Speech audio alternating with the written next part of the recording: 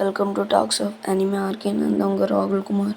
நீங்கள் எங்கள் சேனலுக்கு புதுசுனா மறக்காமல் சப்ஸ்கிரைப் பண்ணி பெல் ஐக்கனை கிளிக் பண்ணிடுங்க. அப்புறம் நாங்கள் போடுற வீடியோஸ் உங்களுக்கு வந்து ஃபஸ்ட்டு நிற்கும். சரி, வாங்க வீடியோ. ஹலோ ஃப்ரெண்ட்ஸ், இன்னைக்கு நம்ம பார்க்க போகிறது ஜாப்பனீஸ் அனிமே சீரிஸான ஜுஜுட்சு கைசன் சீசன் 1 எபிசோட் 2 தான் இன்னைக்குள்ள வீடியோல பார்க்க போறோம். உங்களுக்கு இந்த வீடியோ பிடிச்சிருந்தது அப்படின்னா லைக் பண்ணிட்டு அப்படி மறக்காம நம்ம சேனலை சப்ஸ்கிரைப் பண்ணிருங்க. இந்த அனிமையில மிஸ்டீரியஸான நிறைய விஷயங்களோட சேர்த்து குழப்பமான நிறைய விஷயங்களும் இருக்கும். உங்களுக்கு கதை புரியுமான்னு தெரியல, ஆனா பொறுமையா பாருங்க, கண்டிப்பா உங்களுக்கு பிடிக்கும். சரி, வாங்க நம்ம பலபலன்னு பேசிட்டு இருக்காம இன்னைக்குள்ள கதைக்குள்ள போக ஆரம்பிக்கலாம். இன்னைக்கு நம்ம பார்க்க போறது jujutsu Kaisen season 1 episode 2.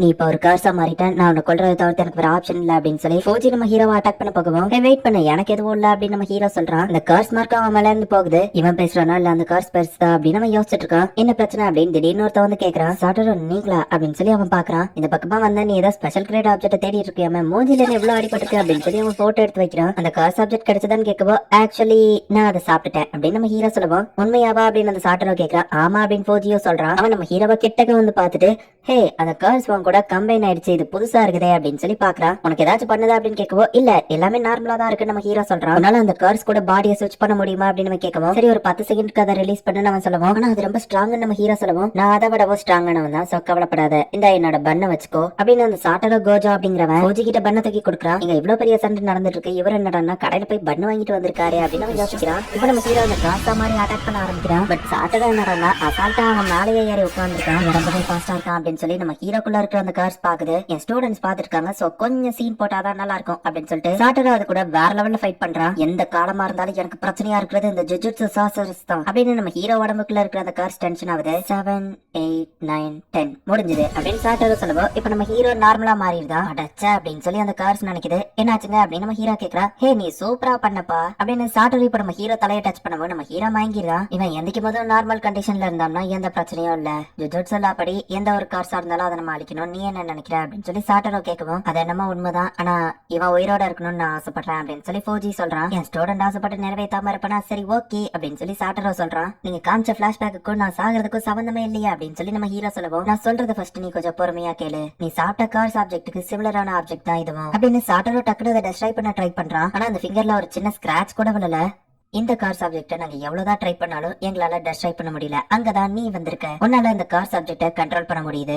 Elders எல்லாருமே நீ ஒரு கார் சப்ஜெக்ட் ஒன்று கொண்டலாம் அப்படின்னு தான் சொன்னாங்க. ஆனா நான் தான் அவங்களுக்கு ஒரு ஐடியா கொடுத்தேன். இந்த ஃபிங்கர்ஸ் அவங்களால அழிக்கவே முடியலன்னா இதே மாதிரி இன்னும் 20 ஃபிங்கர் இருக்கு, அது எல்லாத்தையுமே உன்னை சாப்பிட வச்சு அதுக்கப்புறமா உன்னை போட்டு தள்ளிட்டா கார்ஸும் சேர்த்துவாங்க கூட அழிஞ்சிரும் நான் சொன்னா. எல்டர்ஸ் அதுக்கு ஒத்துக்கிட்டாங்க. சோ நீ இப்பவே சாகுறியா இல்லனா எல்லா கார்ஸையும் சாப்பிட்டுட்டு அதுக்கப்புறமா சாகுறியா அப்படின்னு அவன் கேட்கறான். ஹாஸ்பிட்டல்ல அடிபட்டு இருக்கிற அவனோட ஃப்ரெண்ட்ஸ் பாக்குறதுக்கு நம்ம ஹீரோ வரான். ஏகோஜி எப்படி இருக்கா நம்ம ஹீரோ கேட்கவும், அவன் பரவாயில்ல சாசகி சொல்றா. நேத்து நைட்டு நடந்தது சொன்னா யாருமே என்ன நம்ப மாட்டாங்க, பைத்தியம் தான் சொல்லுவாங்க. நான் ஒரு மான்ஸ்டரை பார்த்தேன் அப்படின்னு வாழவும், நான் ஒன்னு நம்புறேன். அந்த மான்ஸ்டர் கிட்ட இருந்து இந்த உலகத்தை காப்பாத்துறதுக்காக தான் இதுக்கப்புறம் நான் போராட போறேன். ஜுஜுட்சு டெக்னி இதுக்காக ஒரு ஸ்கூல் இருக்கு, அந்த இடத்துல நான் ஜாயின் பண்ண போறேன். இதுக்கப்புறம் உங்களை என்னால பார்க்க முடியுமான்னு தெரியல அப்படின்னு நம்ம ஹீரோ சொல்லிட்டாங்க இருந்து கிளம்புறான். அவன் இறந்தது யாருன்னு சாட்டரா கேட்கவும், எங்க தாத்தா தான், ஆனா கிட்டத்தட்ட அவர் எங்க அப்பா மாதிரி அப்படின்னு சொல்லி நம்ம ஹீரோ சொல்றான். இந்த நேரத்துல அப்படி நடக்கிறது கஷ்டமா தான் இருக்கு. ஆமா நீ முடிவு பண்ணியா அப்படின்னு அவன் கேட்கவும், எல்லா கார்ஸையும் சாப்பிட்டுட்டே நான் சாப்பிடலான்னு முடிவு பண்ணிட்டேன். எங்க தாத்தா மாதிரி இல்லாம எனக்கு ஒரு ப்ராப்பரான டெத் இருக்கணும் நம்ம ஹீரோ சொல்லுவோம். உன் லைஃப்ல நீ இதுக்கப்புறம் பார்க்க போறது எல்லாமே ரொம்பவே பயங்கரமான டெத்தா தான் இருக்கும். ஆனா நார்மல் டெத் இருந்தா அது நல்லதா தான் இருக்கும். ஆனா ஒரு விஷயம் புரிஞ்சுக்கோ, இந்த ஜுஜுட்சு சாசரரா இருக்கவங்க சாகிறதுக்கு முன்னாடி கண்டிப்பா வருத்தம் தான் படுவாங்க அப்படின்னு சொல்லி சாட்டரோ சொல்றான். நம்ம ஹீரோ ஆனா நிறைய பேரை காப்பாத்திருக்கான், அதை யோசிச்சு பாக்குறான். நீ ஒரு ஸ்ட்ராங்கான பையன், மத்தவங்களை காப்பாத்த ட்ரை பண்ணு அப்படின்னு சொல்லி அவங்க தாத்தா சொன்னதை நம்ம ஹீரோ யோசிச்சு பாக்குறான். ஒருவேளை இந்த எல்லா ஃபிங்கர்ஸையும் நான் சாப்பிட்டுட்டா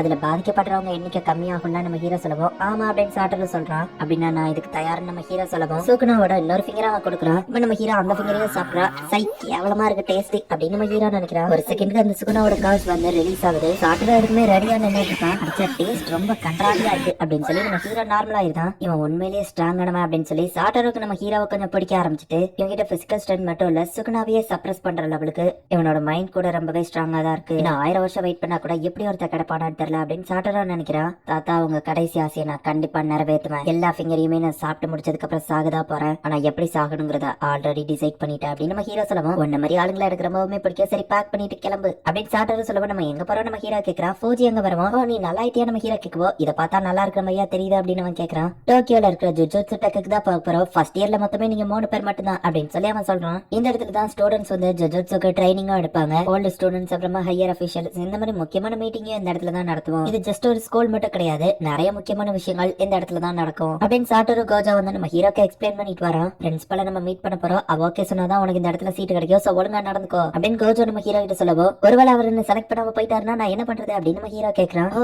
அப்படின்னா நீ பாஸ் கிடையாதா அப்படின்னு சொல்லி அந்த சுகுணா நம்ம ஹீரோ கண்ணத்து வழியா வந்து கேக்குறான். இவனோட பாடியை நான் கண்ட்ரோல்ல எடுத்ததுக்கு அப்புறம் ஒன்னதான் நான் ஃபர்ஸ்ட் கொள்ளுவேன் அப்படின்னு சுகுணா சொல்றான். என்ன நீங்க டார்கெட் பண்ணது எனக்கு உண்மையிலேயே பெருமைதான் அப்படின்னு அவன் சொல்லவும், இவன் அவ்வளவு ஃபேமஸா நம்ம ஹீரோ கேக்குறான். இவன் கர்ஸ் கிங்னு சொல்லுவாங்க. சுகுணாக்கு மொத்தமா 4 கைகளும் 2 தலையும் உண்டு. எந்த ஒரு சாஸ்திரலாலையுமே இவனை அழிக்கவே முடியல. இவனை டெஸ்ட்ராய் பண்ணதுக்கு அப்புறம் கூட இவன் ஃபிங்கர்ஸ் இருக்கிற ட்ரேஸை வச்சு இவன் இன்னும் உயிரோட தான் இருந்துட்டு இருக்கான். அதனாலுமே இப்போதைக்கு 2 ஃபிங்கர் தானே நீ முழுங்கிருக்கா, இவனை தோக்கடிச்சிருவேன் கோஜோ சொல்லவும், 20 ஃபிங்கரையும் முழுங்கினதுக்கு அப்புறம் ஃபுல்லா ரிவைவ் ஆயிட்டான்னா அப்படின்னு நம்ம ஹீரோ கேட்கவும், அப்பவும் நான் இவனை தோக்கடிச்சிருவேன் அப்படின்னு கோஜோ சொல்றான். பிரின்சிபல் ரூமுக்கு வந்து அவரை நடனா பொம்மையை உட்காந்து தச்சிட்டு இருக்காரு. இவரா பிரின்சிபல் அப்படின்னு நம்ம ஹீரோ பாக்குறான். ஏன் லேட்டன் பிரின்சிபல் கேட்கவும், நான் லேட்டா வந்த டைத்துல நீங்க உட்காந்து பொம்மையை தான் தச்சிட்டு இருக்கீங்க, சோ நான் யூஸ்ஃபுல்லா தான் இருந்திருக்கேன் அப்படின்னு சொல்லி சாட்டரோ சமாளிக்கிறான். இதுதான் அந்த பையனான் பிரின்சிபல் கேட்கவும் நம்ம ஹீரோ இன்ட்ரோடியூஸ் ஆகுறா. நீ எதுக்காக இங்க வந்திருக்க அப்படின்னு அவர் கேட்கிறாரு. கார்ஸ் எல்லாம் ஓட்டுறதுக்கு தான் அப்படின்னு நம்ம ஹீரோ சொல்லவும், அது எனக்கு தெரியுது தம்பி, ஆனா எதுக்காக இதுக்குள்ள வரலான்னு முடிவெடுத்த அப்படின்னு பிரின்சிபல் கேட்கவும், ஒருத்தங்க என்கிட்ட மத்தவங்களை காப்பாத்தணும்னு சொன்னாங்க, அதனாலதான் அப்படின்னு நம்ம ஹீரோ சொல்லவும், ஓ கண்டவா சொன்னதுனாலயும் நீங்க வந்து மத்தவங்களை காப்பாத்தணும்னு வந்துட்டியா அப்படின்னு பிரின்சிபல் கேட்கவும், அவர் ஒன்னும் கண்டவங்க இல்ல, என்னோட தாத்தா தான், அது அவரோட கடைசி ஆசை அப்படின்னு சொல்லி நம்ம ஹீரோ சொல்றான். தாத்தாவாவே இருந்தாலும் அது அடுத்தவங்க தான், நான் கேட்டது உன்னோட காரணம் என்ன அப்படின்றது தான் அப்படின்னு சொல்லி இப்ப பிரின்சிபல் வந்து அங்க இருக்கிற ஒரு பொம்மையை உயிரோட வர வைக்கிறாரு. ஆபத்தான சிச்சுவேஷன்ல தான் ஒரு பர்சனோட உண்மையான நேச்சர் தெரியும், கரெக்டான ஒரு பதில் நீ சொல்ற வரைக்கும் நான் உன்னை அட்டாக் பண்ணிட்டு தான் இருப்பேன் அப்படின்னு சொல்லி ஒரு பொம்மையை வச்சு அவர் அட்டாக் பண்ண ரெடி ஆகுது. ஹீரோ டென்ஷன்ல அது போய் குத்துறான். பட் இது செம்ம ஃபாஸ்டா பவுன்ஸ் ஆகி நம்ம ஹீரோ வந்து அட்டாக் பண்ணிட்டே இருக்கு. நீ இதுல ஜாயின் பண்றதுன்னா அவ்வளவு சாதாரணமான விஷயம் நினைச்சு இதுல எவ்வளவு ஆபத்துகள் இருக்கு தெரியுமா, நீ என்னடா யாரோ ஒருத்தவங்க சொன்னாங்கிறதுக்காக ஜாயின் பண்றான்னு சொல்ற, நீ எப்பவுமே கொல்லக்கூடாதுங்கிறதுக்காக தானே இப்படி பண்ற அப்படின்னு கேட்கவா. அப்படிலாம் இல்ல நம்ம ஹீரோ சொல்றான். அப்படின்னா இதுக்கு பதில் சொல்லு, ஜுஜுட்சு சாஸ்திரா மாதிரி கர்ஸ் நீ கொல்ல போகும்போது ஒருவேளை நீ இறக்குற கண்டிஷன்ல இருந்தேன்னா அப்ப உங்க தாத்தா மேலதான் நீ பழிய போடுவியா, ஏன்னா அவரால் தானே நீ இதுல வந்து சேர்ந்த அப்படின்னு பிரின்சிபல் கேட்கவும், ஆனா ஆமா நீங்க சொல்ற பாயிண்டும் கரெக்ட் தான் அப்படின்னு நம்ம ஹீரோ யோசிச்சுட்டு இருக்கும் போது அந்த பொம்மை மூஞ்சிலே வந்து ஒரு பஞ்ச் ஓடுது.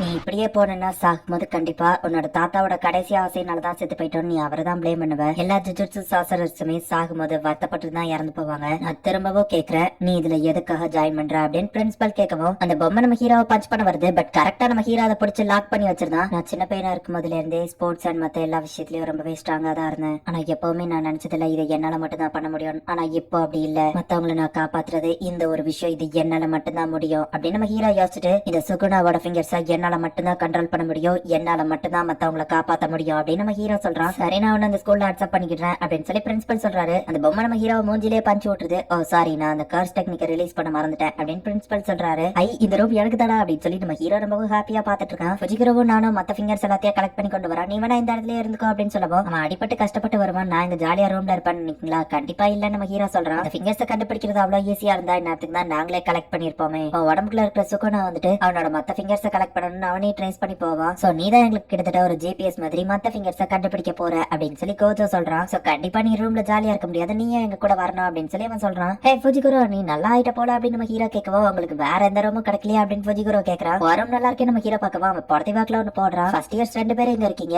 3வது ஆள போய் நம்ம கூட்டிட்டு வருவோமா அப்படின்னு சொல்லி கோஜோ கேக்குறான். அந்த 3வது பர்சன் யாருங்கறத நமக்கு காமிக்கிறாங்க.